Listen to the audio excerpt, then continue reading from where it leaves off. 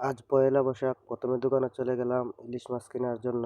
তো প্রথমে গিয়ে বড় সে একটা চাঁদপুরের দেশি ইলিশ নিলাম, সাথে দুইটা বাইগনও কিনলাম। তো রুমে এনে বাইগনগুলি পিস পিস করে খুব সুন্দর থেকে কাটা হইতেছে। তো বাইগনগুলি কাটা শেষ হওয়ার পর বাইগনগুলি সুন্দর থেকে ধোয়া হইতেছে। তো বাইগনটি ধোয়া শেষ হওয়ার পরে মাছগুলি খুব সুন্দর থেকে সাফাই করতেছি। তবে একা একা পারতেছি না, সাথে আবার আরেকজনকে ডাক দিছি। তো আমার বড় ভাই আইসে আমার সাথে মাছগুলি সাফাই করতে সাহায্য করতেছে। তো এদিকে আবার বড় ভাই বাইগনগুলি মাইখালেছে লবণ মরিচ দিয়া। আর আমার চাচা তেল দিতেছে কড়াইয়ের মেঝে বাইগনগুলি বাজার জন্য। তো খুব সুন্দর টিকা এক কুইস করে দিতেছে বাইগনগুলি। ও খুব সুন্দর হয়েছে। তো বাইগনটি ভাজা হইতেছে, অপেক্ষা করো। তো খুব সুন্দর ভাজা হয়েছে।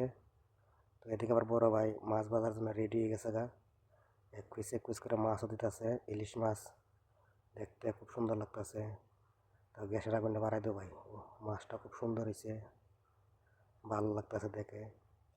তো আবার আশিক মরিচ নিয়ে আসছে, কাঁচামরিচ। তো সবাই আতুর দিতেছে, খাওয়ার জন্য রেডি হইতেছি। তো ভাত ডালতাছি। তারপরে এখন গরম ভাত আনছি, বড় ভাই পানি দিয়ে রে পান্তা ভাত বানাইতেছে। তো এক এক করে আমাদের আইটেম করে দেওয়া হইব।